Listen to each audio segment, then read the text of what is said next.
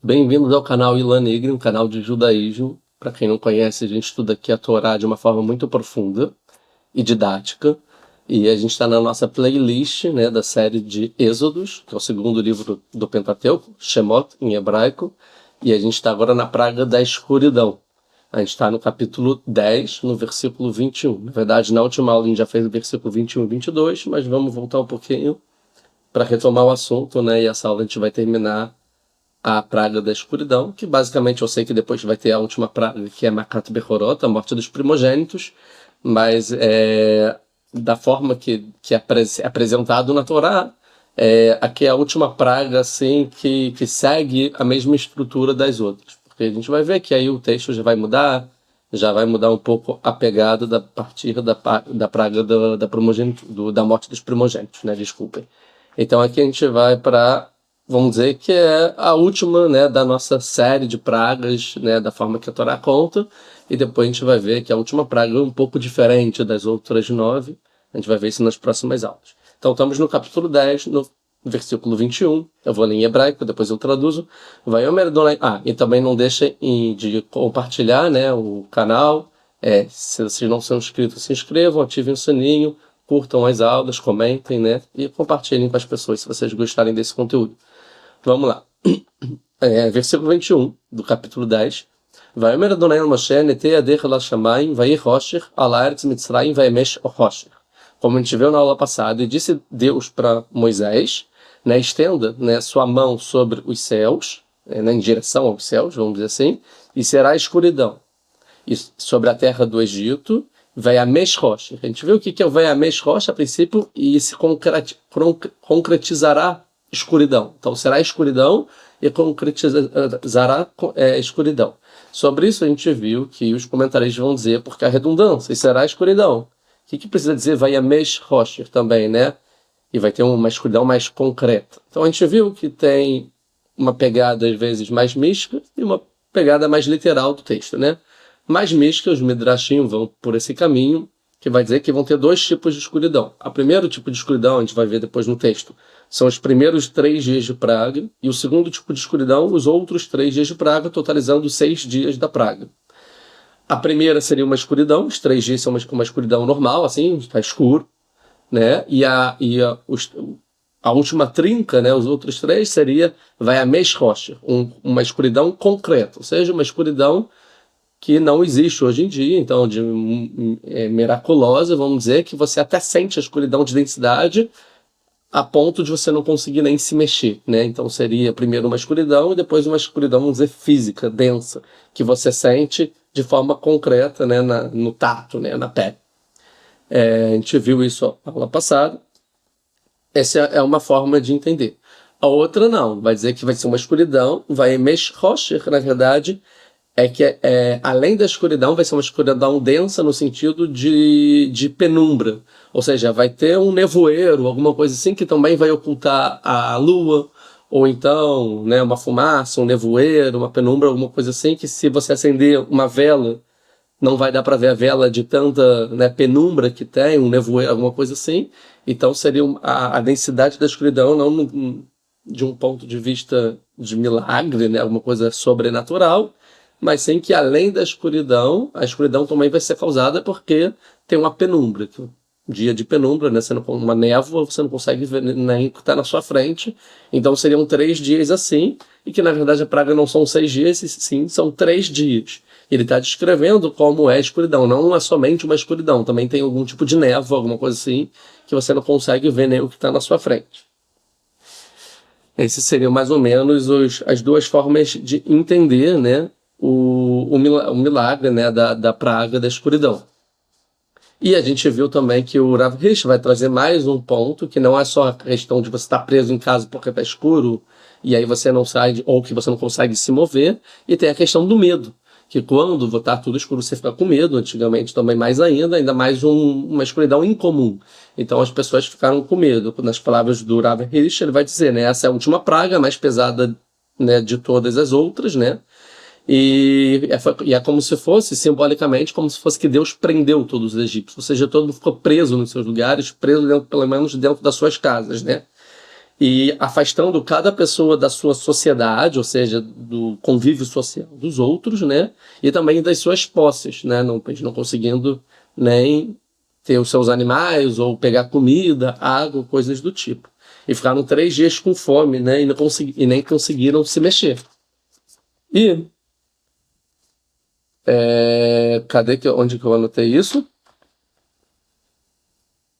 Não sei onde eu anotei isso, mas também a gente falou aula passada que também, além disso, a escuridão, no caso de estar tudo escuro, a pessoa fica com medo. E nesse medo, então é como se fosse que as pessoas não só ficaram no escuro, mas ficaram com medo, uma assombração, vendo vultos, achando, então, que escuridão é essa? O que está acontecendo? Tem coisas místicas acontecendo, tem demônios, pessoas estão morrendo, então a assombração dessa escuridão, o que a imaginação começou a pensar, o fato de uma escuridão muito forte, eles ficaram amedrontados por 3 ou 6 dias, né? E essa é o principal da praga, né? Todos os egípcios ficaram aterrorizados com esse momento, sem saber o que. E também nunca amanhecia e não vinha o sol, então o mundo vai acabar. E quem está acompanhando as aulas já viu que a sociedade egípcia era baseada na questão principalmente de ordem e caos, né? Que o equilíbrio é a ordem, então está tudo certo, como se fosse as pessoas estão fazendo as coisas certas, a ordem seria tá tudo certo, e se estiverem fazendo coisas erradas, é como se os deuses estão punidos, é o caos. Então a escuridão é o maior símbolo de caos, né? Eu vi que a minha câmera, ela meio que aproximou aqui, deixa eu tentar resolver ela. Deixa eu ver se acho que se eu faço assim ela para. Desculpa, senão ainda não domino bem essa câmera, mas comentem aí se tá bom o áudio e a imagem, né? Então, isso a gente viu ano passado. No versículo 22, Vaet Moshe et Yado, então vai contar como foi a praga. E então Moshe estendeu sua mão, al Shamayim, em direção aos céus. E foi uma escuridão afelá, ou seja, uma escuridão penumbra, né, usando esses dois termos, sobre a terra do Egito, 3 dias. Então, por exemplo, o Rashi vai dizer o que é rocha rafelá, uma escuridão penumbra. Ou seja, um não conseguiu ver o outro por 3 dias, né? Então, os últimos 3 dias foi uma escuridão mais densa, como a gente trouxe, né? O Rava Bravanel vai falar isso, vai falar no outro sentido. Mesmo as velas acesas não davam para ser vistas. Por quê? Porque era uma densidade das nuvens. Tinha uma densidade além da escuridão em si. Não dava para ver nem a lua, nem o sol, então tudo escuro, né? E aqui o Malbim vai trazer o vocabulário que afelar seria mais do que uma escuridão. Ou seja, existe a palavra rocha, que é escuridão, e afelar é uma escuridão ainda maior, né? Escuridão, você vê ainda a luz da lua e das estrelas, que consegue iluminar, é a noite, normal. Afelar é denso, você não tem nem a luz da lua, nem das estrelas, nem nada, você não consegue ver absolutamente nada. Então, na verdade, o rocha afelar é mais que uma escuridão. É algo mais denso, como a gente já trouxe. Agora a gente parou aqui, aula passada. Vamos continuar. 23. Loraú ish eterrav. Agora está descrevendo o que aconteceu nesses dias por causa dessa escuridão. Loraú ish eterrav. Então, um não conseguiu ver o seu amigo, o outro, ou seja, ninguém conseguiu se ver, não teve contato social. As pessoas, né, que estavam na escuridão, mas estão dentro da nossa casa, então assim, não, um não conseguiu ver o outro. Velokamu ish mitartav. E ninguém se levantou de seu local. Ou seja, todos ficaram parados em seus lugares. Shlosh etemim, 3 dias. O Lehob na Israel hayaor bemosh votam. E para todo o povo de Israel teve luz em suas moradas. Então aqui trazendo claramente uma divisão entre o povo de Israel e os egípcios. Os egípcios ficaram na escuridão, ninguém saiu dos seus lugares e tudo mais. Para os judeus ficaram com luz, normalmente. Então puderam sair, ou seja, a princípio um milagre, porque para os egípcios está de uma forma, para o povo de Israel está de outra, logo existe aqui um milagre, e não é só um fenômeno da natureza, e existe uma distinção clara entre os egípcios e o povo de Israel, inferindo daqui que Deus está sim satisfeito, como Moshe está falando para o faraó, do povo de Israel e quer libertar eles, e os egípcios são os perversos, como até o faraó já admitiu, certo? Algumas vezes. Agora, o que significa que um não conseguiu ver o outro e que eles não conseguiram sair de seus lugares. Então, o Midrash vai trazer que realmente era uma escuridão tão densa que eles não conseguiram sair de seus lugares. Ou seja, o movimento que eles estavam, quando começou a escuridão, eles pararam e ficaram 3 dias paralisados, como se fosse porque não dava para se mexer. Era uma escuridão concreta que você não conseguia nem se mexer. Tá? E outra explicação é que, na verdade, quando a gente fala de seus lugares, na verdade, é só aqui uma figura de linguagem para dizer de suas casas. Ou seja, como tinha escuridão, tinha penumbra, tinha densidade, nevoeiro e não conseguia ver nada que estava em frente, as pessoas só ficaram onde eles conhecem, dentro de suas habitações. Então não saíram de seus lugares, não saíram de suas casas. Ou seja, não teve convívio social, não dentro de casa com a família, mas com os outros. Não foram trabalhar, não saíram de casa por 3 dias, ficaram escuros com medo. Lá dentro, o que está acontecendo? Agora, já o povo de Israel teve luz. É claro que aqui a gente tem um simbolismo da luz e da escuridão, ou vamos dizer, a criação do mundo. Por exemplo, no primeiro dia Deus criou a luz e separou a luz da escuridão. Então a primeira separação que existe do mundo é a luz e a escuridão. É claro que a luz significa coisas boas e a escuridão coisas ruins. Aqui da mesma forma. Então é claro que está demonstrando aqui que para os judeus teve luz, e existe uma diferenciação aqui, então é como se fosse que a parte do bem está o povo de Israel e a parte do mal, das trevas, estão os egípcios. É uma calamidade, é uma maldição, né, para os egípcios, um destino ruim para os egípcios, e aqui é um momento iluminado de salvação para o povo de Israel, né? Deixa eu resolver aqui de novo a minha câmera, que eu não estou aqui lidando bem com ela, não. Espera, eu acho que eu tenho que fazer assim. E se eu for mais para frente? Tá, não sei lidar com ela. Não sei direito lidar na próxima aula. Eu tento resolver. Para ficar um pouco mais dinâmico.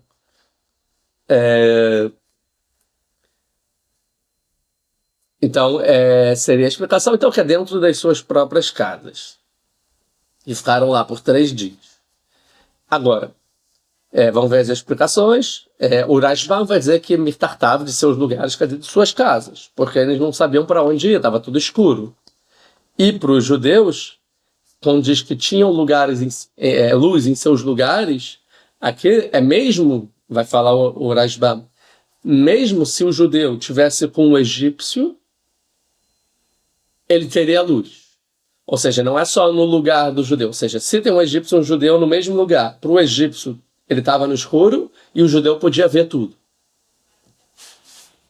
O Orahai vai falar que o judeu, quando ele ia na casa do egípcio, tinha luz para ele. E o egípcio estava no escuro. Então é como se fosse que os egípcios estavam parados com medo e o judeu pudesse transitar lá tranquilamente, sem ser percebido, livremente, porque estava vendo tudo e via os egípcios parados com medo, né? O Cleacá vem trazer um negócio por 3 dias, ou seja, mesmo se o faraó ou os egípcios quisessem se arrepender e a Moshe falar, Moshe, como as outras pragas, para a praga, eu liberto. Por 3 dias, eles não, como eles estavam presos dentro de casa, eles não tiveram condição de parar a praga até que ela terminasse por si só. Então o faraó não foi procurar Moshe no meio e falar, Moshe, está muito difícil. Não, agora você vai sofrer até o final. Por quê? Porque agora você está preso. Não tem mais o que fazer, não tem como me falar com Moshe. Não tem como parar a praga, não tem como se arrepender. E tem alguns momentos da vida que a pessoa não se arrepende como deve, né? E tem momentos que esse arrependimento não vai ser possível, né? Agora não dá para resolver. Agora passou o momento, vai ter que esperar talvez em outro momento, ou talvez já era, né? Então aqui também mostrando nessa praga. O Rav Mevane vai falar que os judeus tinham luz no seu, vai ser o mais literal de todos, em suas moradas, quer dizer que na terra de Goshen. Ou seja, no Egito tinha escuridão, mas na terra de Goshen, que era predominante onde os judeus moravam, lá estava tudo tranquilo, então eles ficavam lá, né, tranquilos, e no Egito estava todo mundo na escuridão.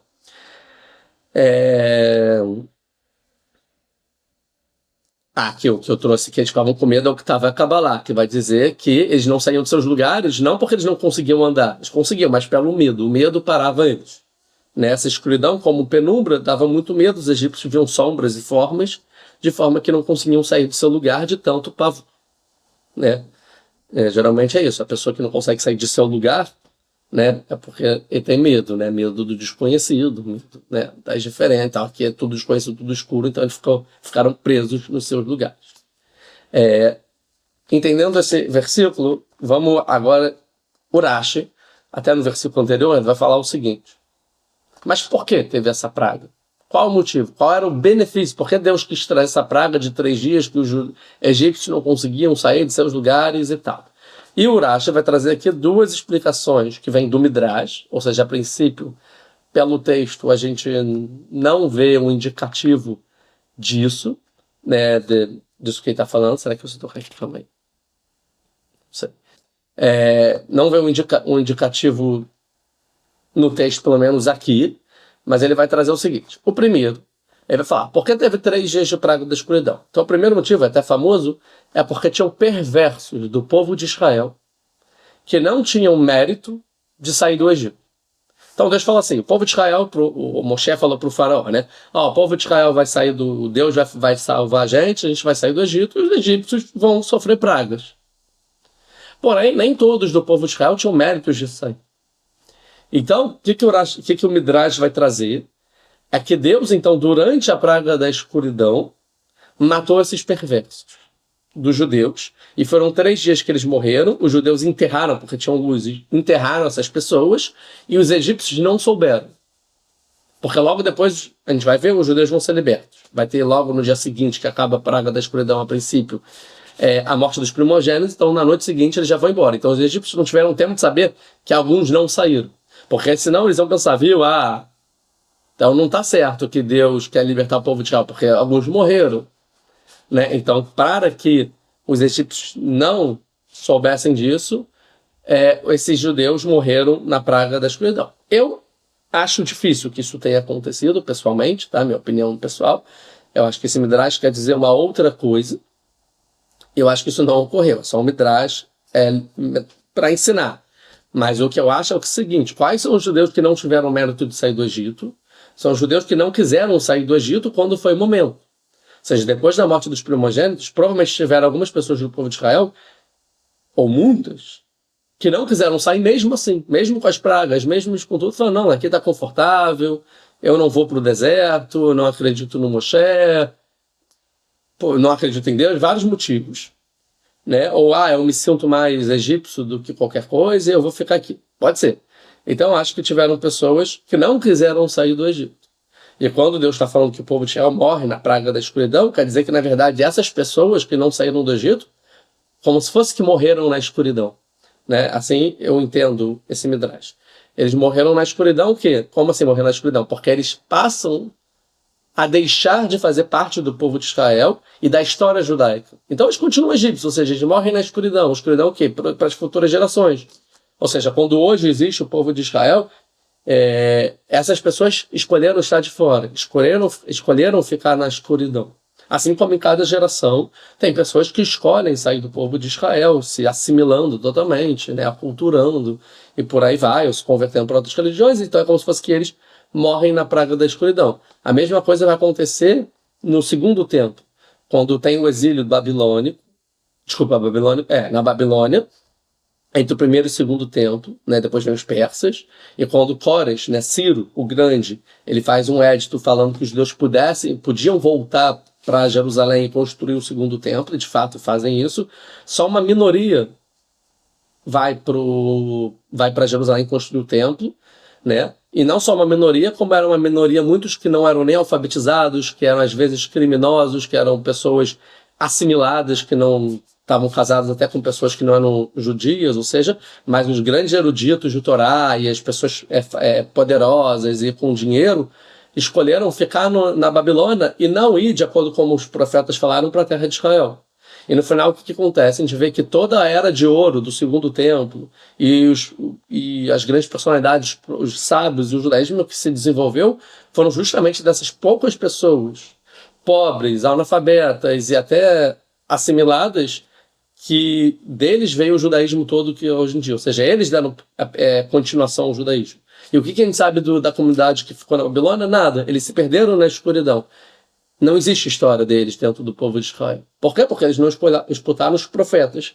A mesma coisa aqui. Quem escutou o profeta Moshe tá na luz, né? Tanto que vai ter uma coluna de nuvem e uma de fogo que vai iluminar o caminho que eles vão até em direção ao Monte Sinai, que vai ter a revelação, receber a Torá, e depois vão para a terra de Israel e por aí vai.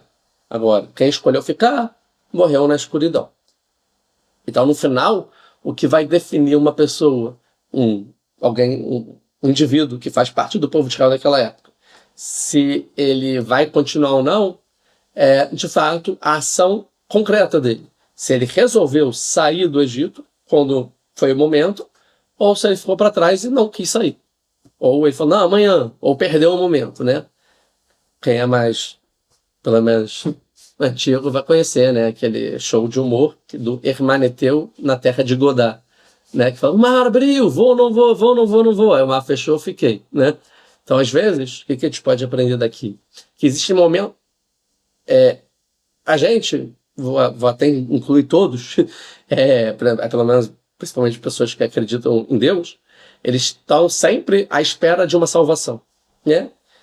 Um momento Deus vai tirar a gente dessa miséria, desse caos, dessa condição e vai nos salvar para algo melhor.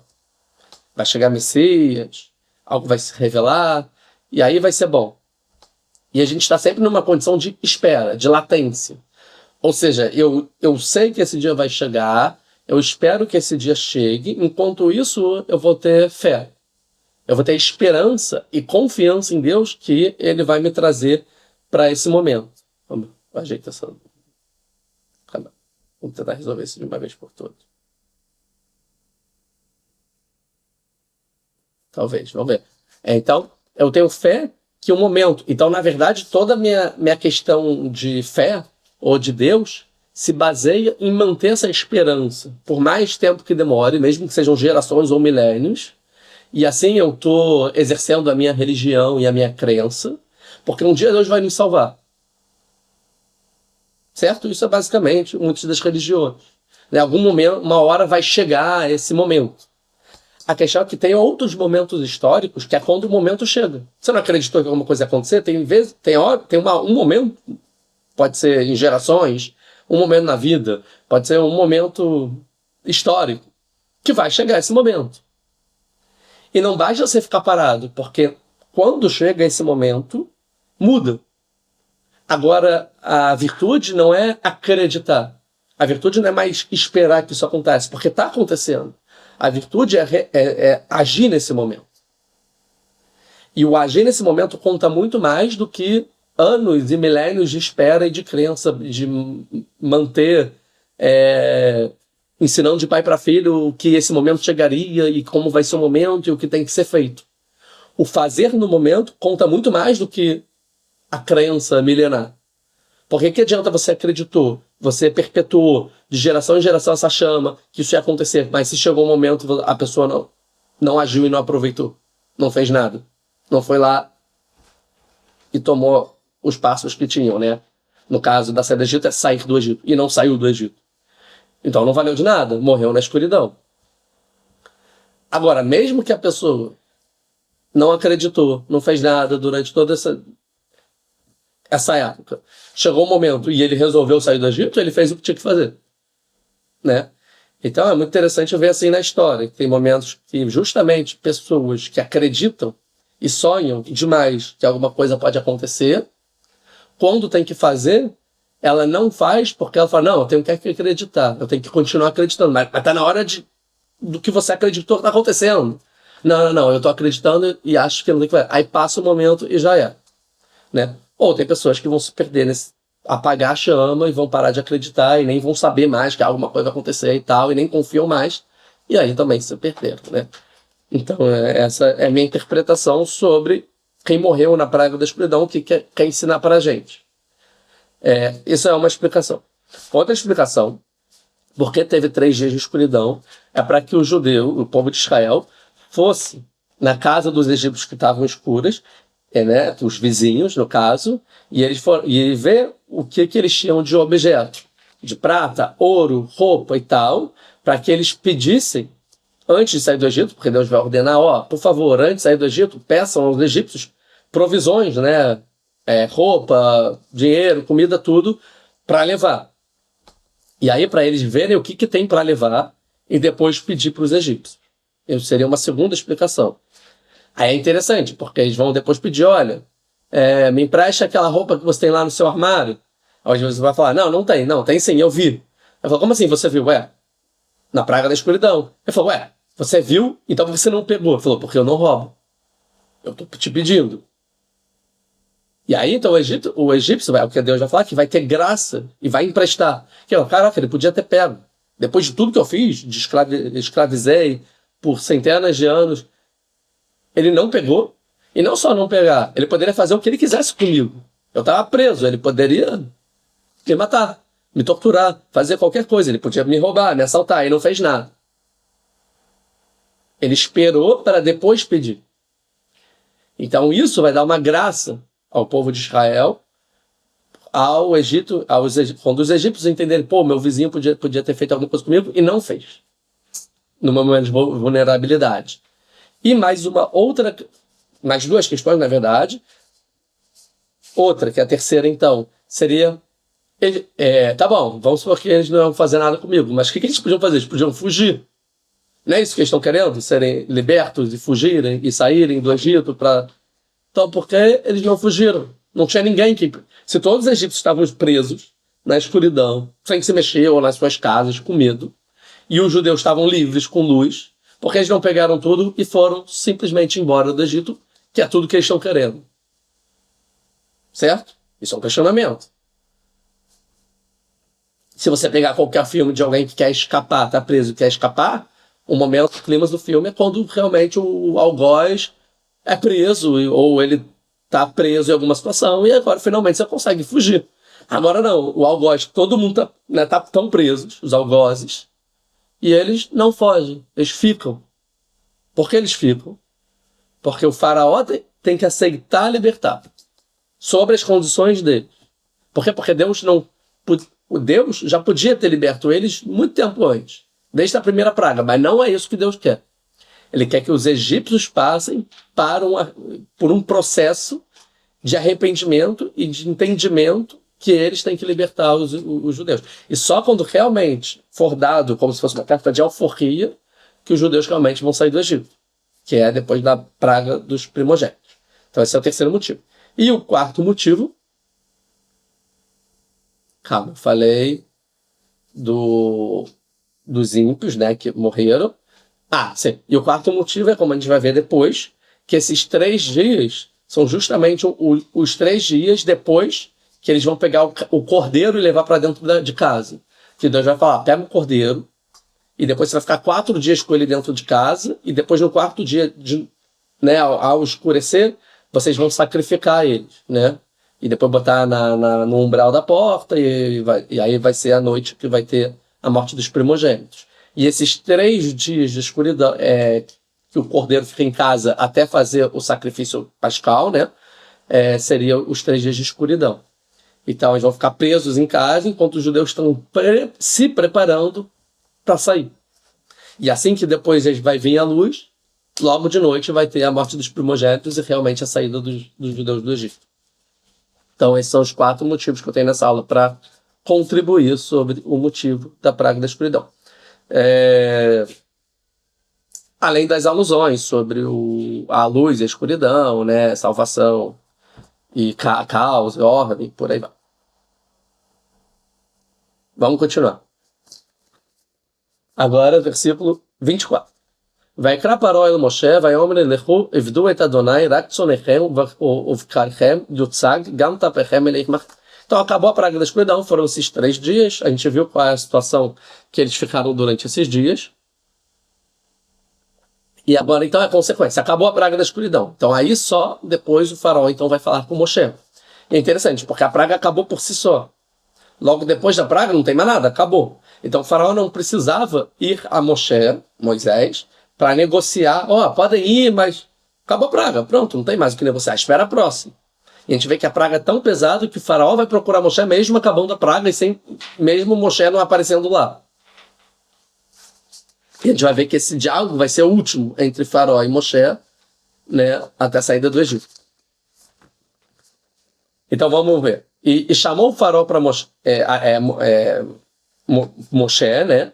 E falou, vão e sirvam a Deus, ou seja, vão lá para o deserto, como a gente estava discutindo antes, nas outras pragas, e vão servir a Deus, fazer um serviço para Deus. E lembra que ele falou quem vai e quem fica? Antes. E Moshe falou, vai todo mundo, criança, jovem, os animais, idoso, mulher, homem, todo mundo. Ele falou, não, as crianças ficam e os animais vão. Certo? Porque você quer ver as crianças não participam. A gente já viu extensamente sobre isso. Então quer dizer que talvez vocês querem fugir. Né? O farol estava testando. Aí Moshe falou, não, vai todo mundo. Ele falou, então ninguém vai. Aí tem a praga da escuridão. Aí agora o farol vai dizer, não, calma aí. Olha, os animais só ficam. Né? Então deixa aqui só os animais. Então nem as crianças não agora podem ir com você. Então ele inverte. Eu deixo as crianças, ser humano, né, pode, mas propriedades dos animais ficam. Então vamos ver. E o Tzag aqui, o Urash vai dizer que, ou seja, fiquem, né? Os animais fiquem aqui. O Ebenezer vai dizer que depois de 3 dias, ao ver a luz, ele vai até Moshe e vai testar de novo se Moshe quer fugir ou não. E vai propor o contrário. Né? Ou seja, os animais ficam, mas as crianças vão. Ou seja, se eles concordarem em não levar os animais, quer dizer que eles vão... É difícil eles saírem sem a propriedade deles, até como eles vão sobreviver no deserto e tudo mais, né? Mas, se não, quer dizer, então, não, eu quero levar os animais. Então, talvez é estranho. Tá? O Riscone traz isso, ou seja, é uma garantia. Os animais ficam de garantia que vocês voltam. Então, eles vão ficar aqui. Um segundo.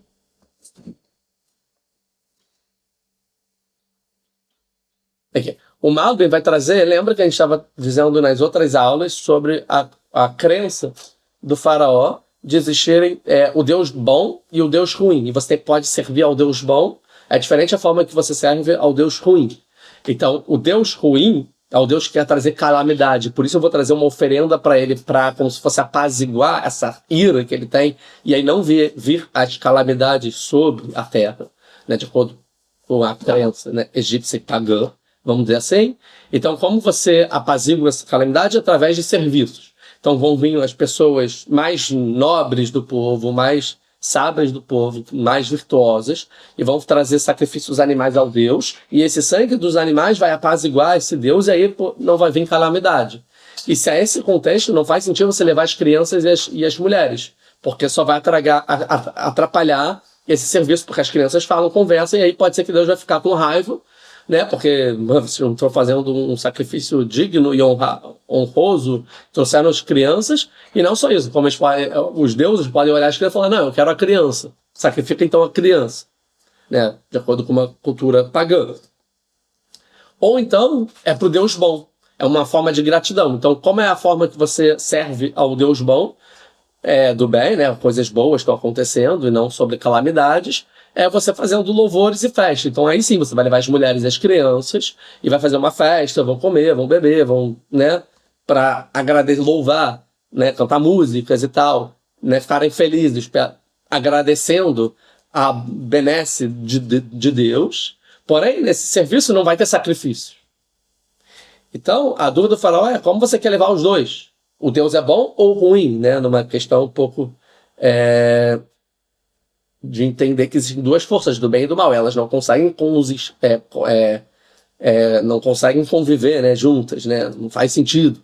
Diferente do monoteísmo, que vai entender que só existe um Deus, certo? Então,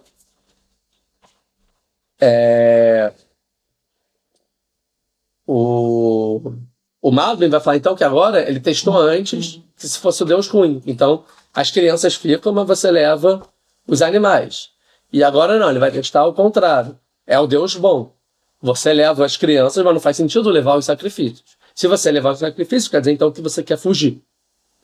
Versículo 25. Vaiomer Moshe, Gamatat ten beadeinu zvachim veolot veasinu ladonai Elohim. Então Moshe vai falar o seguinte, não, falou Moshe, você também nos dará nas nossas mãos Zvachim veolot. O que é Zvachim veolot? A princípio, sacrifício. Daqui a pouco eu vou especificar melhor. Você também vai dar os animais para sacrificar nas nossas mãos. Não só a gente vai levar, como você também nos dará. E nós faremos com eles para Deus, né, o serviço. Vamos ao versículo 26. Gam ikneinu yelech imanu, lo tishaer basar, ki mimenu nikar lavot et Adonai Eloheinu, vanarnu lo neda, ma navot et Adonai ad boenu sham. Também o gado, né, você nos dará, também o nosso gado, os nossos animais irão conosco, né, e não sobrará uma única pata aqui, que nós pegaremos tudo para servir ao Deus, o nosso Deus, porque nós não sabemos como serviremos a Ele até que chegamos lá. Ou seja, Moshe está falando o seguinte, não, você também vai dar para a gente sacrifícios, não só a gente não vai levar, tipo, falou, deixa os animais e leva as crianças. Não, a gente vai levar os animais. Não só a gente vai levar os animais, como você nos dará animais para serem sacrificados. Não só você nos dará animais para ser sacrificados, como a gente vai levar todos os animais. Porque a gente não sabe como sacrificar Deus, que Deus só vai dizer para a gente quando lá estivermos. Então o Moshe joga no mais alto possível, né? Ele não tenta amenizar para conseguir um acordo, não. Eu quero tudo. Aumentando aqui a suspeita de querendo fugir com tudo. Vamos entender aqui, então, versículo 25. Você também nos dará nas nossas mãos sacrifícios, né? Qual é a dificuldade aqui? Primeiro, para quê? Também os egípcios, o faraó precisa dar para o povo de Israel animais. Para que isso? Deus não pediu. Deus pediu para que eles fizessem sacrifícios do povo de Israel. Então, essa é uma primeira pergunta. Segunda é que o faraó é uma pessoa perversa. Ele próprio já admitiu. E é sabido que é uma abominação o sacrifício de perversos. Perversos não podem sacrificar. Não vou sacrificar para o faraó como uma pessoa perversa. Então, porque Moshe pediu do faraó, que é uma pessoa perversa, sacrifício. Terceira pergunta aqui é que a gente não vê na Torá que o faraó dá sacrifício, né? Dá animais para Moshe sacrificar. Isso não está escrito na Torá. Então ele está falando, não, você também nos dará, mas não deu, a princípio. Então seria uma terceira pergunta aqui. Quarta pergunta, que é interessante, é quando vem especificar que ele fala Zvachim veolot, que eu traduzi como sacrifício, mas na verdade são duas categorias diferentes de sacrifício. Na verdade, Zvachim talvez seria traduzido como sacrifício e Olot como holocausto, né? Qual a diferença? Zvachim seria um sacrifício que você come, você sacrifica, mas a carne você come ela, então no final você vai fazer um churrasquinho, vai comer, né? Você leva ao altar para Deus e você come essa carne. E o Olot, a Olá, que é o holocausto, seria um sacrifício que na verdade é todo para Deus, porque ele é todo queimado no altar e você não usufrui desse sacrifício. Tá? E aí, qual a questão? É que a gente sabe que para não-judeus, os não-judeus podiam fazer sacrifícios para Deus, os não-judeus justos. Eles podiam levar ao templo sacrifícios para Deus, porém só Olot, só holocaustos. Ou seja, só sacrifícios que é todo para Deus. Mas não Zvachim, mas não a categoria de animais que eles também comiam do sacrifício.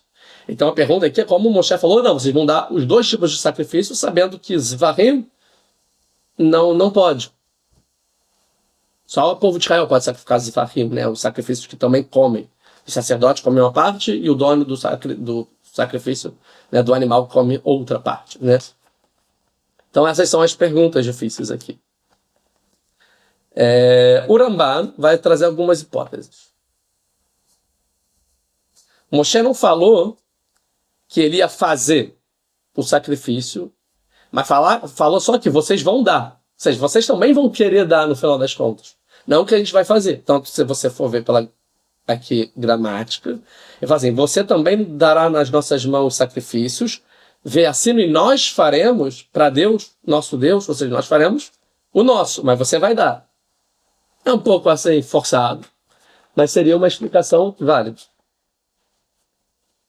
Outra explicação é que, na verdade, o Moshe está negociando aqui. Então, ele só usa essa cartada para mostrar determinação. Não, a gente vai levar os animais. Até você vai dar, ou seja, é uma hipérbole. Ou seja, eu estou fazendo uma... Não estou negociando. Eu estou jogando alto para depois conseguir um pouco menos. No final, tá bom, a gente vai levar tanto, mas você não vai dar. Seria uma segunda explicação, uma hipótese, né, que o Rambam vai tentar trazer. Terceira hipótese é que depois da morte dos primogênitos, o faraó vai falar com o Moshe, falar, podem ir, e vocês, por favor, me abençoem, né? Também eu quero, né, reza para Deus por mim, me abençoe, né? Vai estar lá.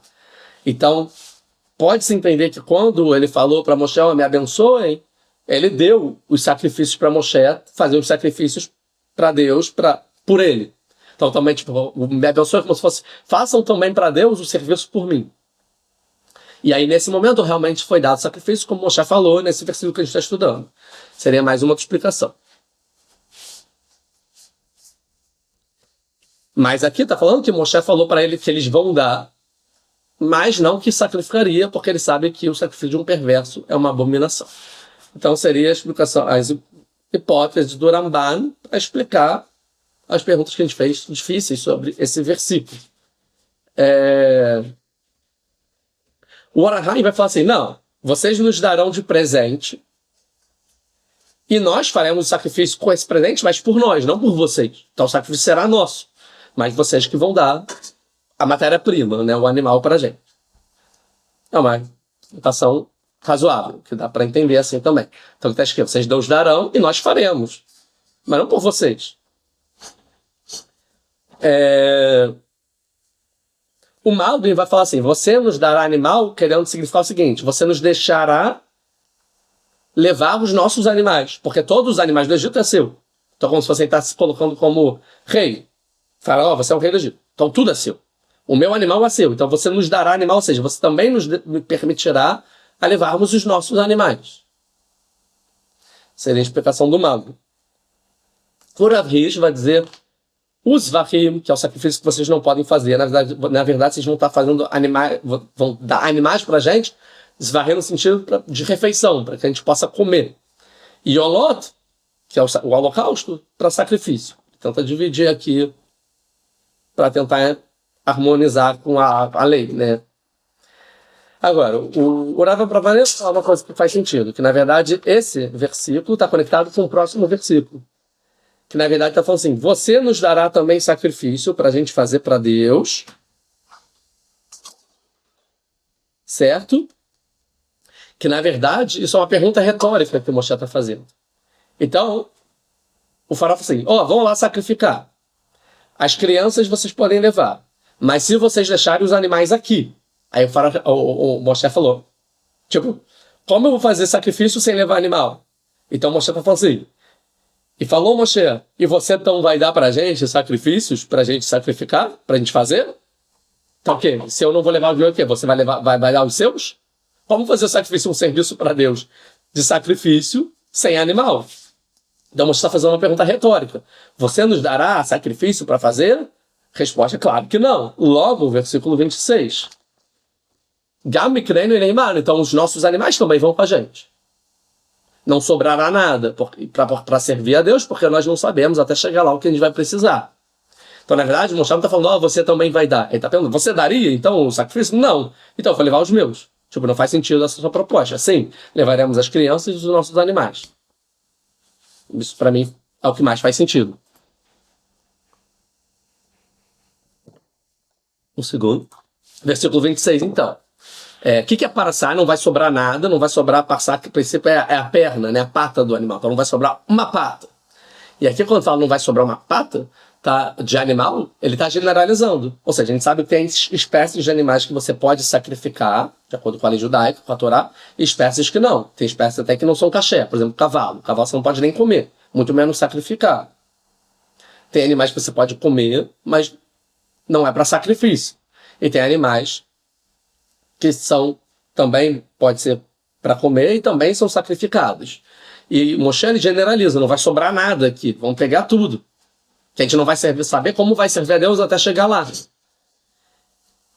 Então, o Ebenezer, por exemplo, vai dizer, a gente não sabe qual animal a gente vai sacrificar. Então, você A gente vai levar todas as espécies. E você nos deve dar todas as espécies, para a explicação que ele também está pedindo animais. O Arahaim vai dizer o seguinte. O Moshe ele vai falar assim, também os nossos animais a gente vai levar para sacrificar. Ele está enfatizando que o sacrifício é de animal. Porque pode ser que Deus fale assim, não, os animais ficam e as crianças vão. Quando ele fala isso, pode ser então, o Moshe pode ter pensado que o faraó acha o quê? Que a gente vai fazer sacrifício de crianças? Então, leva as crianças para sacrificar. Não é isso que você está pedindo? O Moshe está falando, não, também os animais. Né? Os animais que são os sacrifícios. E não vai sobrar nada, nenhuma pata. Por quê? Vamos levar até os animais que não são caché, que não dá para comer e nem levar para o templo. Por quê? Porque a gente não sabe manavod. O que é manavod? É como serviremos. Ou seja, a gente não sabe nem qual é o serviço para Deus que ele vai pedir. Quem disse que é um sacrifício? Eu não sei quem vai pedir. Ele pode pedir para a gente construir um templo. Ele pode pedir para a gente fazer determinada ação. Não sei como se serve a Deus. As mitzvot, os preceitos ainda não tinham sido dados. Eu não sei como se serve a Deus. A gente só vai saber lá. Então, como a gente não sabe nem quantidade, nem o que sacrificar, como sacrificar, nem nada disso, pode ser que Deus vai pedir para a gente construir um altar, um templo, então a gente precisa de material. Ou seja, não basta só os animais. Precisa levar ouro, madeira, e também vai precisar de cavalo para montar, burro para puxar carroça, e por aí vai.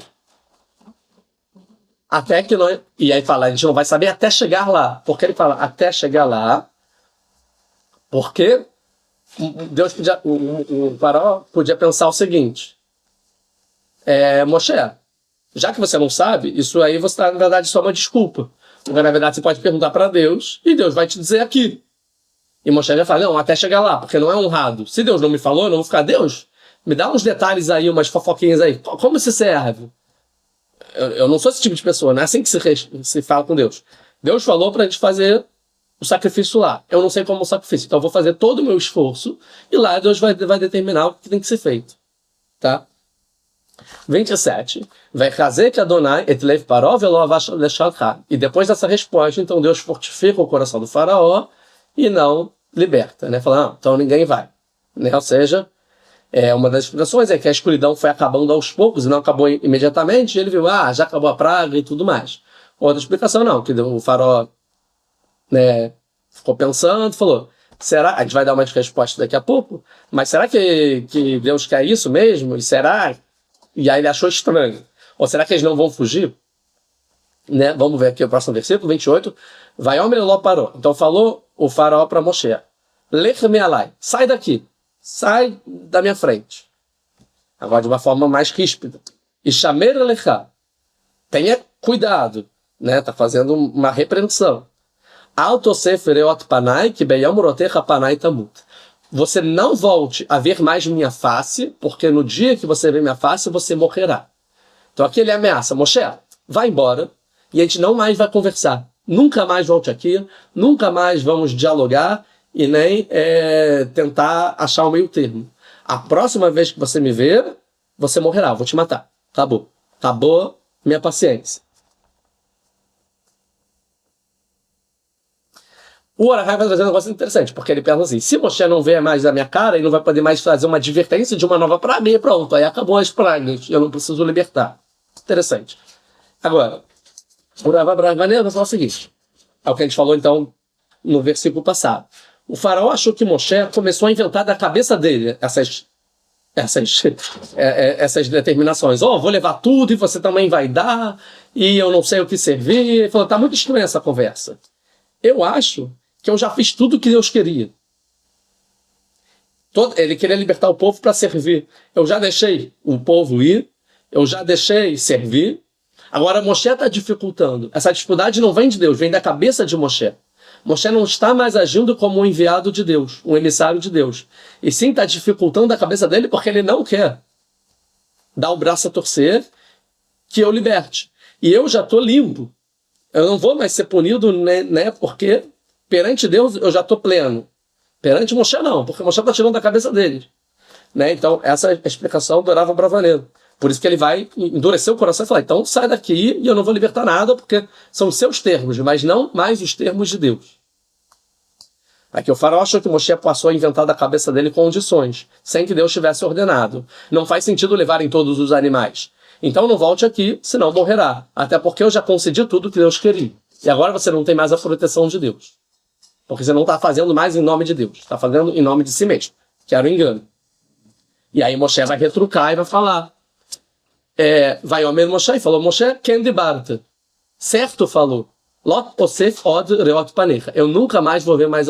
Você não vai... né? Eu nunca mais vou ver na sua cara. Realmente, nunca mais vamos conversar.